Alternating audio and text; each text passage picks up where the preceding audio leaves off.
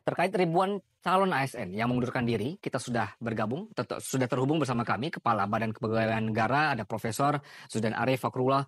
Selamat siang, Pak Zudan. Assalamualaikum. Waalaikumsalam warahmatullahi wabarakatuh. Selamat siang, Mas Anggi.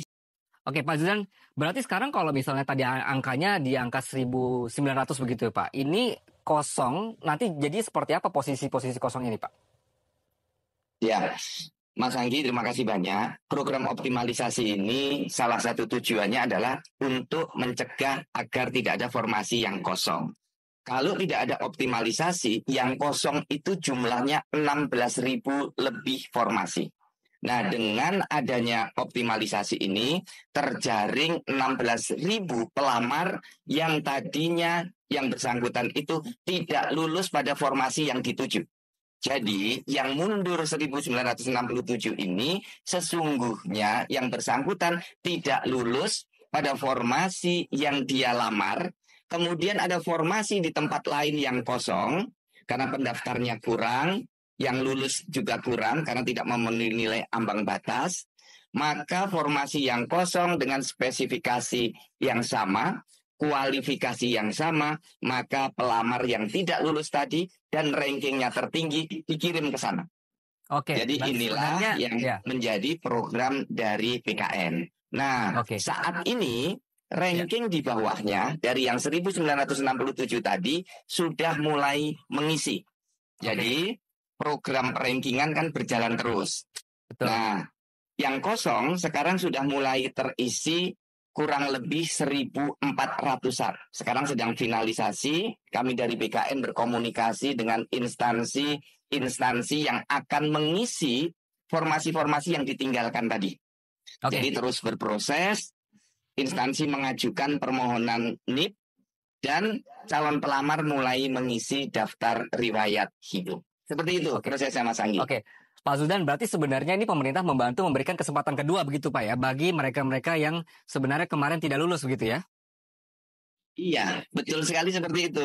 Jadi pemerintah itu punya niat baik agar formasi terisi semua, dan yang nilainya memenuhi syarat, rankingnya tertinggi, itu diberi kesempatan kedua. Karena di kesempatan pertama yang bersangkutan tidak lulus pada formasi yang dituju, maka diberi kesempatan karena nilainya bagus pada formasi yang kosong tapi beda tempat. Karena di tempat yang dituju tempatnya sudah tidak tersedia lagi. Seperti itu konsepnya, Mas Anggi. Oke, Pak. Berarti untuk yang naik peringkat begitu. Tadi masalahnya adalah ternyata tempatnya berbeda begitu, Pak ya. Nah, bagaimana dengan formaturnya sendiri? Apakah memang itu di instansi yang sama atau berbeda dengan bidang yang dia daftarkan, Pak? Ya, untuk optimalisasi itu pada instansi yang sama. Misalnya Kementerian Pendidikan Tinggi itu kan punya kampus-kampus yang banyak. Ada misalnya UNS, ada Undip, ada Universitas Nusa Cendana, Universitas Tanjung Pura. Bisa jadi dia daftar di Universitas Jember. Tetapi di Universitas Jember yang daftar itu top-top, bagus-bagus. Formasinya hanya ada 2, yang daftar ada 400. Nah, kemudian nilai yang terbaik nomor 3 dan 4 ternyata di Universitas Cendrawasih di Papua formasinya tidak terisi, di Universitas Nusa Cendana di Kupang tidak terisi.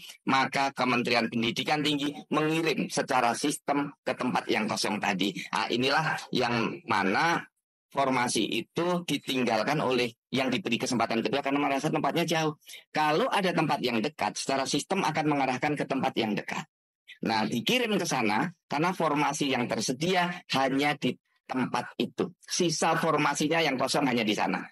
Nah, ini kita berharap yang di bawah ini bisa terus mengisi agar pengalaman tahun lalu pengisiannya itu bisa di atas 98%. Dari 2021 sampai dengan 2023 ini, Mas Anggi, tingkat keterisian formasi lebih dari 98,1%. Baik, Pak Zudan, ya, ini apakah disampaikan sejak awal ketika para calon ASN ini seleksi begitu Pak ya? Sehingga sekarang kan yang terdengar kan jadinya kan kesannya bahwa mereka dipaksakan masuk ke bukan yang mereka mau begitu ya Pak? Ya, sejak awal sistem seleksi ini sudah dijelaskan ada optimalisasi. Dan sudah dijelaskan optimalisasi itu akan ditempatkan pada instansi yang sama tetapi berbeda tempat. Memang sih ada kawan-kawan yang menyampaikan ke kami, Pak, ini pendapatan sebagai dosen itu kan masih kecil. Nah, kami nggak sanggup kalau harus ditempatkan yang jauh. Ya nggak apa-apa, itu pilihan. Silakan cari pekerjaan di tempat lain. Karena memang kan sistem penggajian kita di ASN dengan tunjangan kinerjanya kan belum sama, Mas Anggi.